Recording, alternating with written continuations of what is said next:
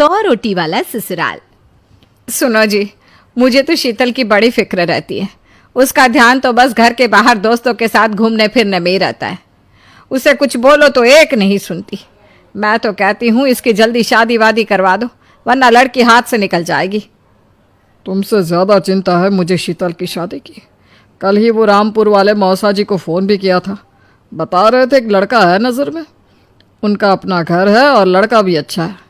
अरे तो फिर बस बात चलाओ ना, एक बार देखे तो सही लड़का और घर बार कैसा है। कौन से लड़की की बात चल रही है यहाँ? तुम्हारी शादी की बात चल रही है बेटी। अब तुम्हारी शादी की उम्र हो रही है तो लड़का तो देखना पड़ेगा ना। उफ़ो, मुझे अभी नहीं करनी शादी वादी। ये तो मेरे खेलने कूदने के दिन है। बहुत खेल कूद ली तुम। अब घर के काम धाम सीखने की कोशिश करो, समझी? ससुराल जाकर हमारी नाक मत कटवा देना। सब्जी काटनी तो आती नहीं इसको, तो नाक ही कटवाएगी। अरे मैं इसे शादी तक अच्छे से सब सिखा दूंगी। आप तो बस उस लड़के से इसकी शादी के बाद चलवाओ। कुछ दिनों बाद कुणाल और उसकी माँ शीतल को देखने घर आते हैं। कुणाल दिखने में बड़ा ही स्मार्ट होता है। शीतल तो उसे देखती ही रह जाती है। देखो जी, हमारी कोई डिमांड तो है नहीं, बस हम चाहते हैं कि लड़की घरेलू हो, घर के सारे कामकाज संभाल ले। अब आपके परिवार में तो बस 3 ही लोग हैं, पर हमारा तो खूब भरा पूरा परिवार है। बाकी हमें लड़की के घूमने फिरने दोस्तों से मिलने से कोई दिक्कत नहीं है। घर का काम करने के बाद जो चाहे सो करे। अरे वाह, ये तो इतने बढ़िया लोग हैं। लड़का भी इतना स्मार्ट है और ऊपर से इन्हें मेरे घूमने फिरने से भी कोई दिक्कत नहीं है। हे भगवान, तूने तो बिना मांगे ही मुझे सब दे दिया। बताओ जी, और क्या चाहिए हमें?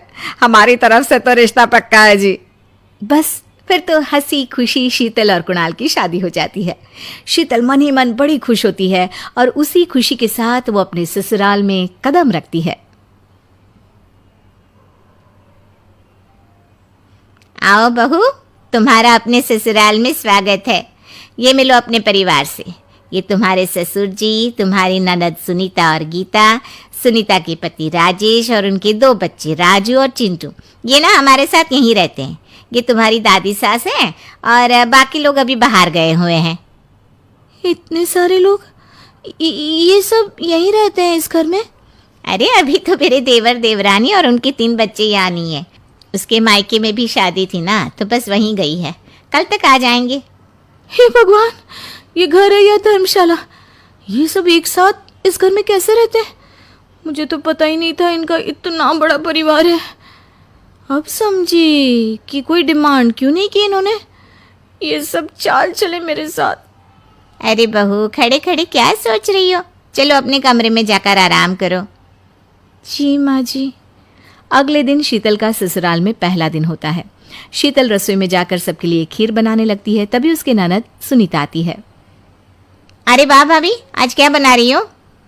बस दीदी, आज वो पहली रसोई है ना, तो खीर बना रही थी। अरे भाभी, ये खीर वे रहने दो।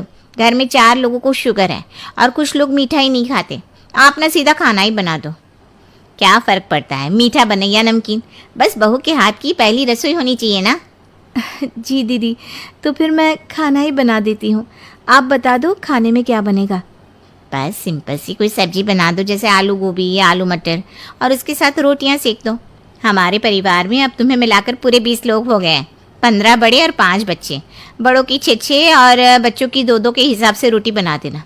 चलो मैं चलती हूँ, सब देख लेना। हाँ, बड़ों की 6 रोटी मतलब कि 15 लोगों की 90 रोटियाँ, और बच्चों की 2 रोटी मतलब 5 बच्चों की 10 रोटियाँ। 90 और 10 मतलब कुल मिलाकर 100 रोटियाँ। हाय, मैं तो मर गई। 100 रोटी अकेले कैसे बनाऊंगी?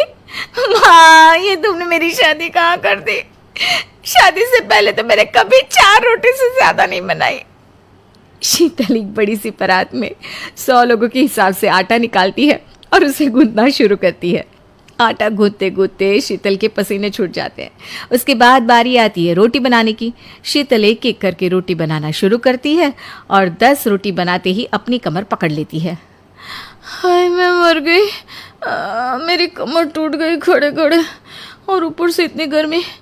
मैं 100 रोटियां कैसे बनाऊंगी?